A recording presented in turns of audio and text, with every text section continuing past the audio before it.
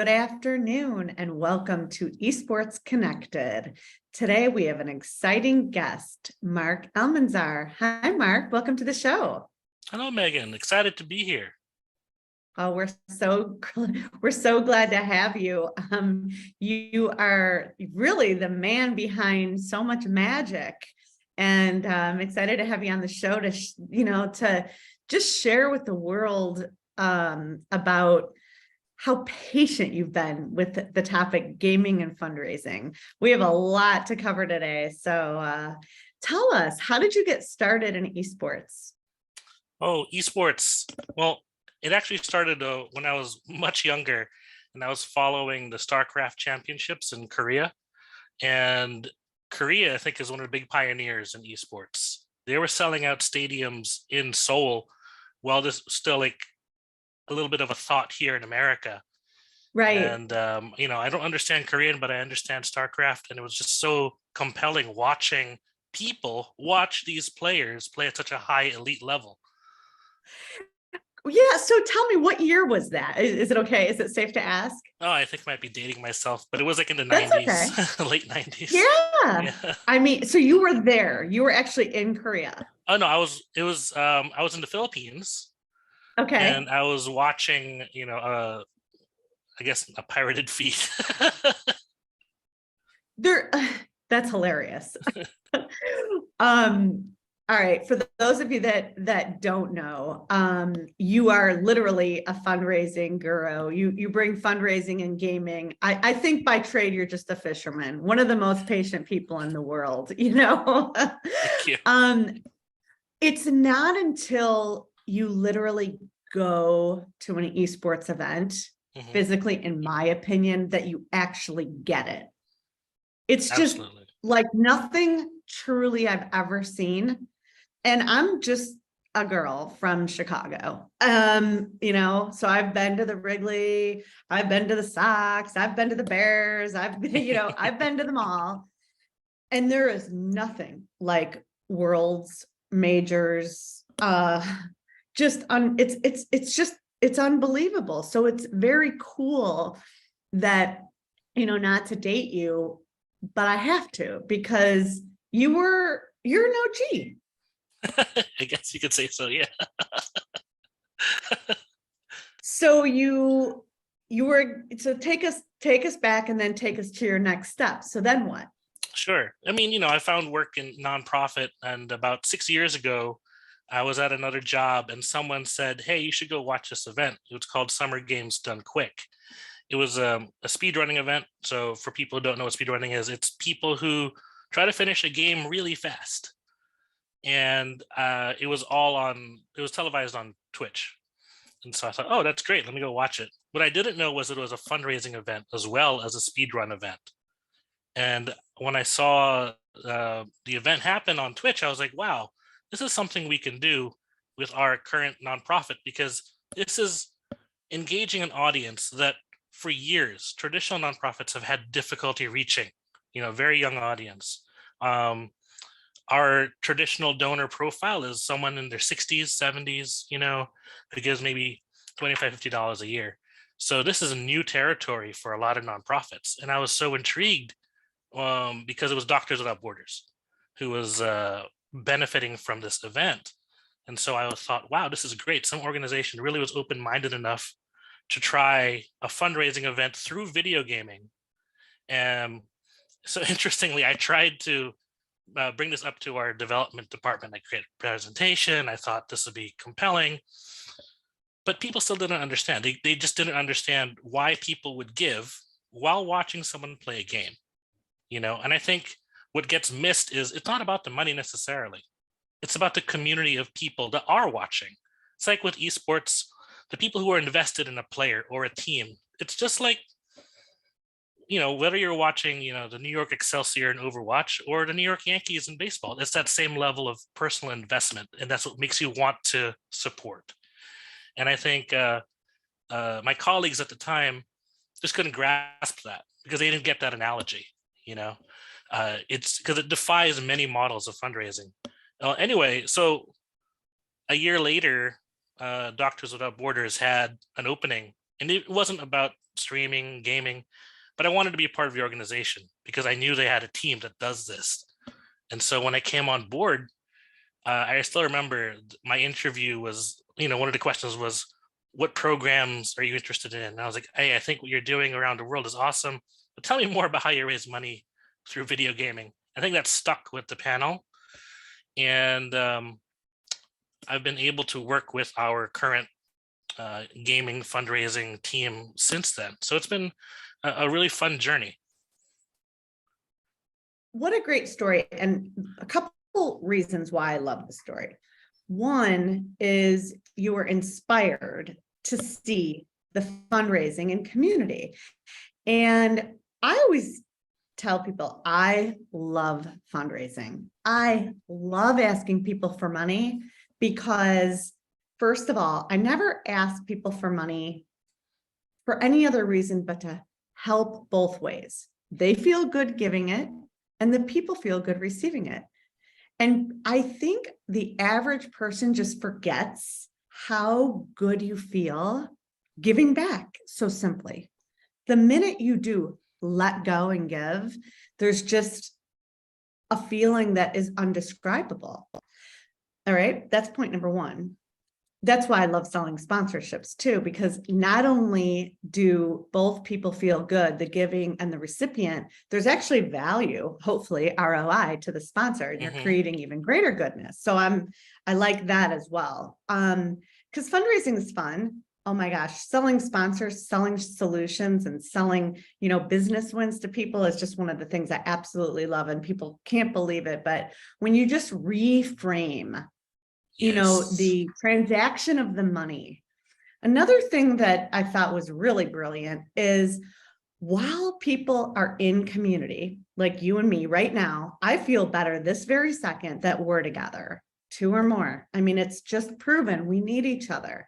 So here we are in a community watching a game we're all enjoying. It's a perfect time to give. And it's such a great platform. There's been a lot of, the internet's this, or, being online's that, or gaming is this. Well, why don't we talk about gaming for good? Doctors Without Borders. The third thing I love about what you said was the current situation you were in was not ready. And you didn't make them wrong. You just went to the people that were. So why, just keep moving. This is our life. This is our story to tell. So for those 3 reasons, oh my goodness, this is going to be a great show. For those of you that are just tuning in, this is it, man. You're also a project manager. So tell me about how your education, the management of the project. I mean, I know you do a little bit of coding. You are the one-stop shop, and you do consulting. So you'll help others that are looking to have new ways of creating funds around, their legacies. Yeah, let me break that down because there's a lot going on there. So project management, it's been really helpful because especially when you work at an organization the scale of Doctors Without Borders, there's a ton of things, and you have to be able to compartmentalize and work with different people from different backgrounds, different opinions, and get them all to accomplish a mutual goal. And I actually take that when I do my charity streaming on Twitch with other organizations, because there's similar models of project management. You have to, marshal together a bunch of streamers who want to raise money for this organization, schedule it out, manage expectations, and, support them throughout. So a lot of the methodology for my project management goes hand in hand with my, independent streaming fundraising activities. And I opened a consultancy last year for 2 reasons. One, I actually didn't mention this before, but my dad had passed away, and he was an entrepreneur, and he had always wanted me to own my own business. And I thought, well, I guess now is the goodest time as any. And I wanted to launch something that would really marry together my personal and professional, ambitions. And I noticed there's a big gap still in knowledge between gaming, especially in esports, and fundraising. And I wanted to create something that would help bridge that gap. And so Mm. that's what my MGA fundraising is all about, is trying to bridge that gap and make it so that, as you said before, reframe the conversation. So it's not just transactional, but there's meaning behind working together, partnering with um, gaming organizations as well as nonprofits. Well, I am sorry to hear about your dad. These are just defining moments in our life that really bring us to take a deep look at who we are and what we've been given and what we can give back. And yeah, we only have one mom and we only have one dad. And if we're lucky enough, we have siblings and a partner, and if we're even luckier, we have children. So, I can understand that rawness. My dad also passed away. Now, I would like to ask, and I don't mean to put you on the spot, was it Sure. leukemia? No, it was complications from COVID, actually. Oh, Yeah. okay, He had understood. previously been a cancer survivor of prostate and colon, and I think just that surviving that kind of just weakened him, so that when COVID set in, it Yeah, was just very hard. yes, yeah, COVID has been such a awakening for so many. And I think that as much of, a dark, dark time it was for many, like it brought us back to what's really important, Yeah, is yeah, working the midnight hours really as important as, hey, can we cut back and, maybe, get a little more centered and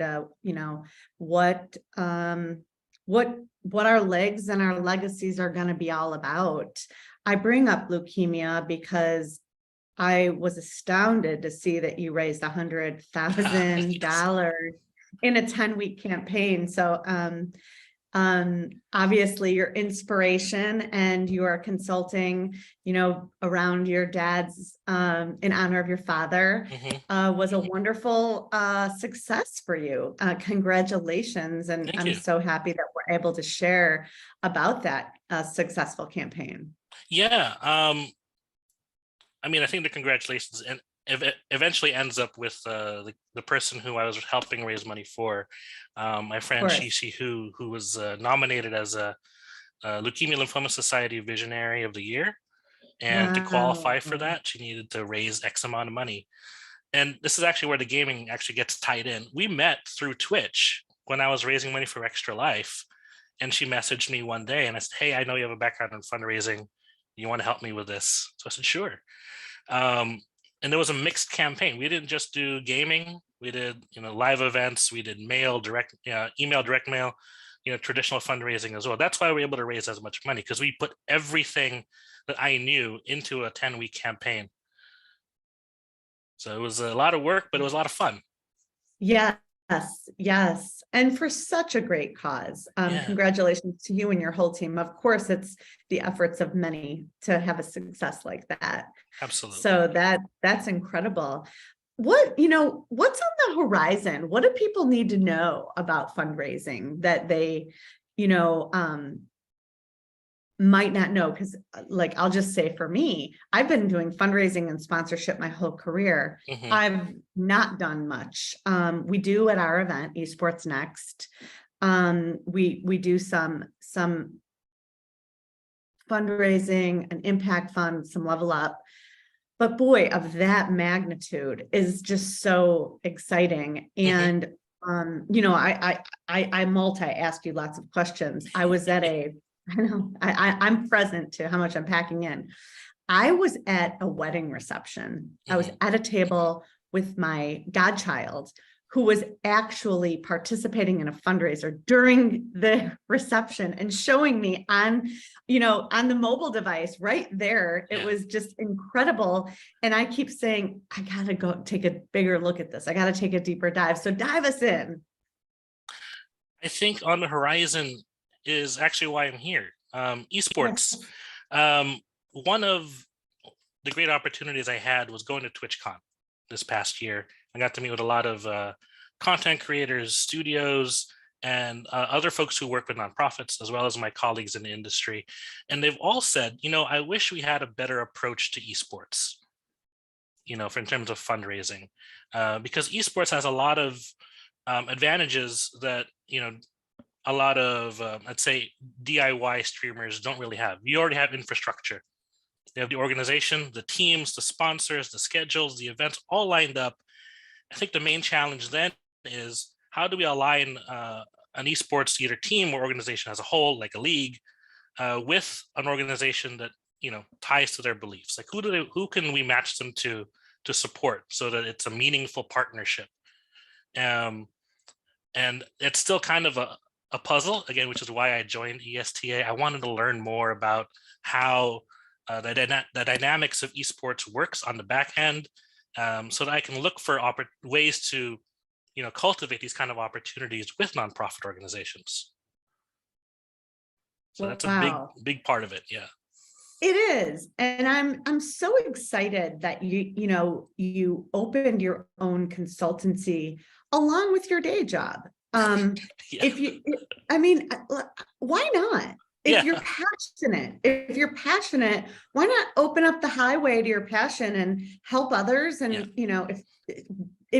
tell me, I meet a lot of people that are in their day job but want to do something, and I was like, do both. It's like cake or ice cream at a birthday party. Right. It's both. Yeah, no, that's why I laughed. It's because I like you said, just why not do both? Okay. As long as you have the time. And I think that's the big challenge for me, is balancing the day job with the consultancy, with family, and my own Twitch streams.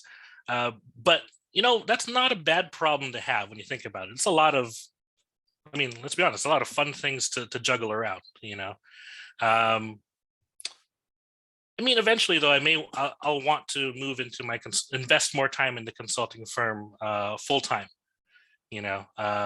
I just feel like I need a little more experience with my day job and to feel comfortable just breaking away clean,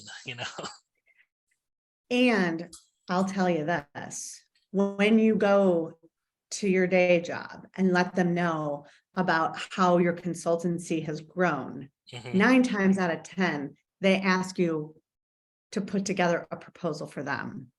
Yeah. So they often become your biggest client or one of your best clients, and so much. So why clean break it? Why not create the win-win all the way out the door? And I always encourage people to do that. And here's why: because you don't want to be not putting in your fair day's work for your day job. And if you're putting in your fair day work for your day job, they're going to ask you to create a proposal on your way out when you're building your consultancy, which is your dream, which is your legacy, which is your honor to your father, or partially, So I always suggest that don't burn your bridges. They're your highways to your success. Inspirational. I never even thought about it that way. That's awesome. Thank you. Well, boy, my pleasure. I just love business. For a lot of people that don't know, when I was little, I wanted to be a businesswoman for Halloween. My mom's like, did you get like I just love winning partnerships so much that,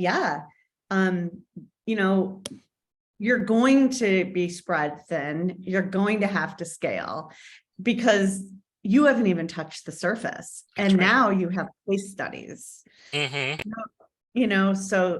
I'm really excited for your consultancy, and I'm so excited that you're a member of the Esports Trade Association and that you're coming to Esports Next and helping us with our current initiatives. I will self-admittedly admit that we don't do the fundraising we could and should for our not-for-profits that are members, which is our Level Up Fund, and our Impact Fund, which is keeping us going, so we can have more opportunities for people like yourself and to do more things. And it's just for us a matter of fine-tuning our message, working with partners like yourself, to create more and more programs and, make the world a better place, one gamer at a time. One gamer at a time. And I admire the fact that you do have like the Level Up Fund, and these are the kind of things that the organization is thinking of supporting, because in the end, it's supporting your community. Yes, Yeah. yes. And our community has really grown too. So we get about 200 people a month that reach out to the association and follow us and inquire. Of the 200, I would say more than half are not in the United States. Oh, wow. I never realized we would be as international as we are. It's amazing. Do you know where the concentration lies? Is it among Spanish-speaking countries, Asia? At first, it was England. Mm. That was maybe about 2 years ago. Oh, Brazil, Yes. at first this Mm. and I was like, oh my goodness, and that's when I said we have to change our mission. We have to say international, because now it's even more than half. Yeah, And these are just my rough numbers. I'm sure we have exact sure. stats, but boy, Dubai lately has been Saudi Arabia. I'm just giving you some general guesstimates. But what I love about that, and this is the first for me, is the reach. Yeah. It's so vast. Well, yeah, gaming is universal, and yeah, it's only going to grow. That's right. It's so interesting to me, and maybe it would be cool if you shared. I read about what inspired you to go to TwitchCon was meeting your friends on Twitch and then physically meeting them. Yes. Tell me about that. It was almost surreal because I mean, we were in COVID times for years, right? And we met so many people virtually, online. We formed close bonds, and then to actually get the opportunity to meet them in person at an event catered to, our people, our community, gamers. It was just an amazing experience. And interestingly, when we met, we didn't even talk about games. We just asked about each other. How's your family? How are things going here? And I think that helped you forge our bonds even closer. So, I mean, I'm not joking when I say, you meet friends for life, through gaming. I'm with you. Yeah. I've never seen anything like this. Yeah. Now I'm going to go back, and this will date myself as well. Yeah. I've been doing industry events for decades. There is nothing like this community, nothing. Because we're together all year, Yeah. really connecting, playing, working. And then we get together at these events, and it's just so powerful. It's almost like there's no difference. When I met John Davidson physically for the first time, it felt literally no different than seeing him on Zoom for whatever it was. Absolutely. No one could believe we had just met physically for the first time an hour ago when we got in our Uber to go to Ignite Gaming Chicago chapter launch. And we had just only physically met, but we had been working like at least for a year together or something. Wow. I mean, on a professional level, there are folks I met at a different conference many years ago when we first started talking about and learning about, linking fundraising with gaming. We were all so new to the world, and it was great to be able to talk to one another about it. So when I got to meet them again in TwitchCon and see how they've taken their nonprofit fundraising programs along in the gaming space, I felt really, really good, really validated to know that the ideas that we had discussed are actually being implemented. But I think nonprofit as a whole can do a lot more. I think there's a lot of potential, and opportunities to meet like at TwitchCon is unbeatable, because that's where we all are, not just nonprofit industry colleagues, but the content creators you want to work with. I just have to tell you the funniest story. Sure. I was meeting last week, Saturday, with my priest at Holy Name Cathedral, and I showed him TikTok, the power of TikTok. Yes. And at first, I said, I have to just share this with you. Now he's retiring this year. So he's up in his years. And I said, I do this online Bible study. I've been on TikTok for a week. Can I just show you the power of connecting? And in 1 week, I was able to show him on my phone a screenshot of like at least 20 or 30,000 people that liked my messages. Wow. And he couldn't believe it. And I said, so let me just show you what I did in a week. What's your thought? And he said, typically we think of the internet, like him being much older. I don't even know what the age is that they retire, but he's, if not retired, he's almost retired. Yeah.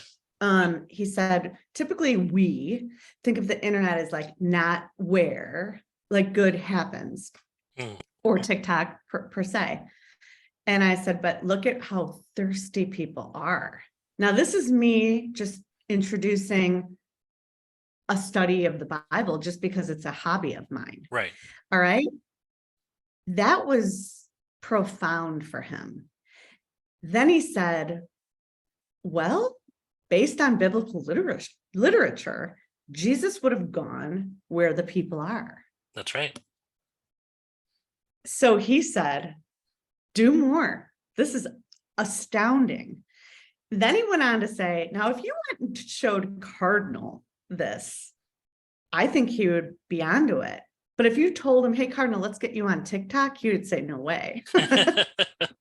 Yeah, no, he'd probably be so thinking, there's these hoops, there's these perceptions, and all of it can be turned into a story, into a relation. Like now when someone says, hey, Father, TikTok, he might be a little more open, and it's just one person at a time, one story at a time, one case study at a time. I've only been on it a week. I'm no pro. I was practicing. But you don't have, I think the fact that you're not a pro is what makes it appealing.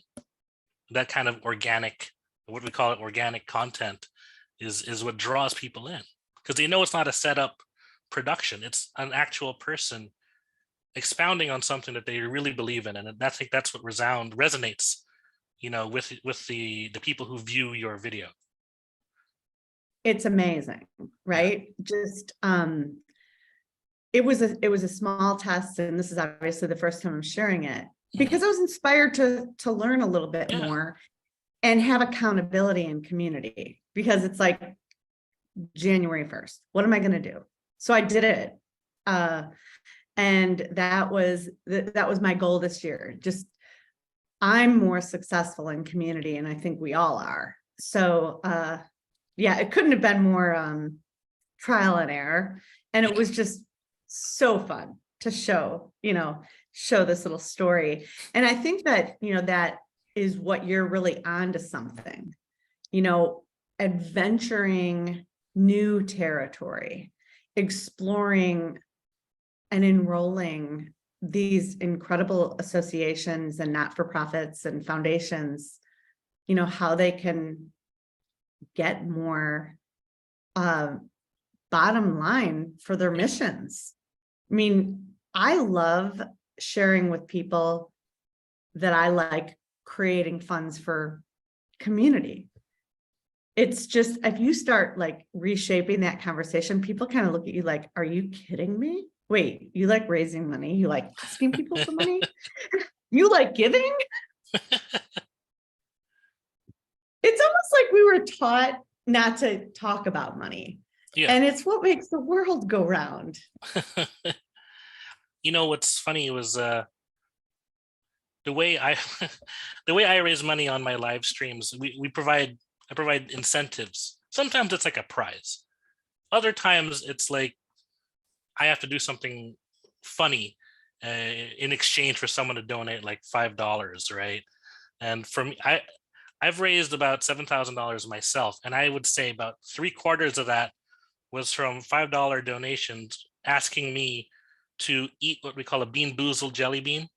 I don't know if you know what Oh my, these are. They're jelly beans that have one of two flavors, one good, one bad, but you don't know until you eat it.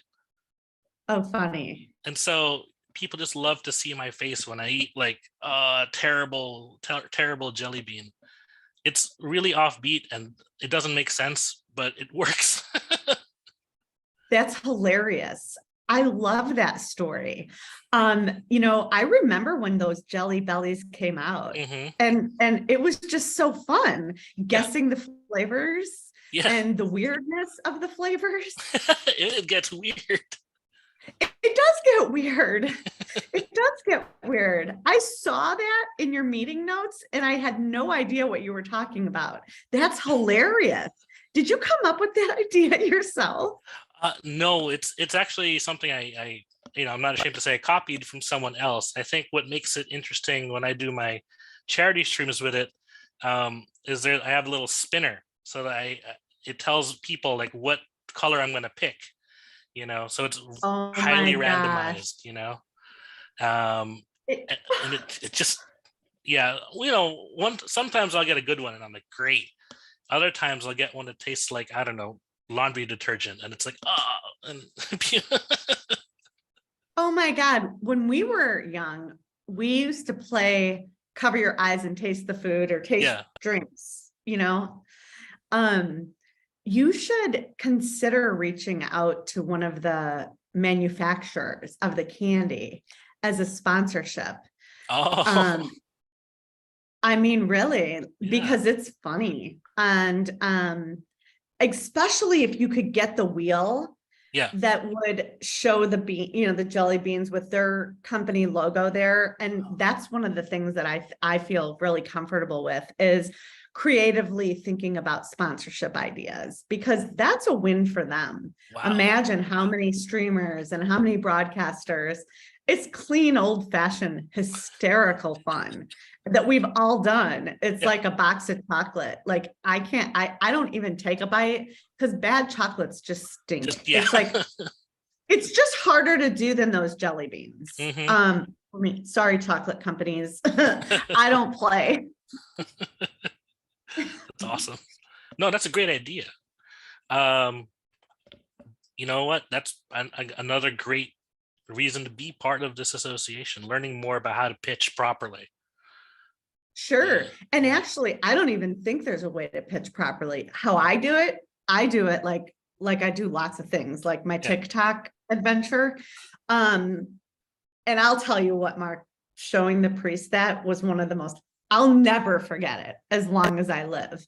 But what I do then when I come up with an idea is then just Google, or I like to LinkedIn. So I linked Yeah. in the manufacturer of the jelly bean, and then I like kind of like connect with some of their key people. And then I kind of like follow like what they're talking about and what's important to them. Hmm. And then, just start to build up on the relationship, like their stuff, send a few comments about, what, whatever it is that's important to them that lights my Christmas tree. and then Oh, make the connection and compliment them, and then like share what I'm up to, and which takes a while. It yeah. probably takes a season or two or whatever, but I'd rather really know like that we're aligned. It's a good connection. I could provide value. But who doesn't get a good old fashioned laugh about eating a, a jelly bean that you don't know and you have to guess the flavor? I mean, it's just one of the things I used to love doing is give people like not what they think. Like when you're, hey, can I drink a water? And then Yeah. it's 7-Up. It's just like, it's like offensive. That's funny. That reaction though. Yeah. What are some other clever ways that you've done to raise? Because those little $5 really Hmm. add up. They That to absolutely me do. is like a ticket to paradise. Those 100 grand sponsorships just aren't around like they used to be. The Yeah. big ones I'm seeing now, like your grand finale, Big Daddies for, your average person is like around that 25K comfort zone, but those $5 add up. Yeah, absolutely.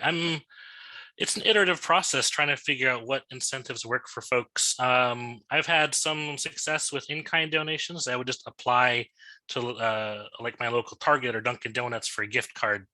That would get people interested, so they get into a raffle.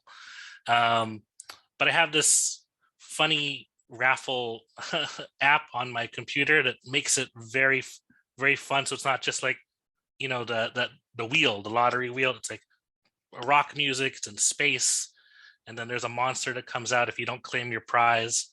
Just again, it's all part of making fundraising fun, right? Yes. So it's gift cards. I also have started sending out like just handwritten notes to people, and that's been something that's been impactful for folks too. I love it. I was so excited to hear that when you did your $100,000 raise with your team for the Leukemia Association, that you used that multimedia approach, because it does work. Good old fashioned. Oh my gosh. I have 3 cards on my desk I'm sending out today that, I just send these random thoughts. Phone calls. Hey, do you have a minute? Can we set something up? It's just so exciting. I'm in love with multimedia. That's why I tested TikTok. I would have never thought I would be doing a podcast. Like, who would think? Like, Right. oh my goodness, I can't even tell you that journey, but I will someday. Yeah, we should explore some ways that we could work together and do some fun fundraising. Absolutely. That is a great coined term.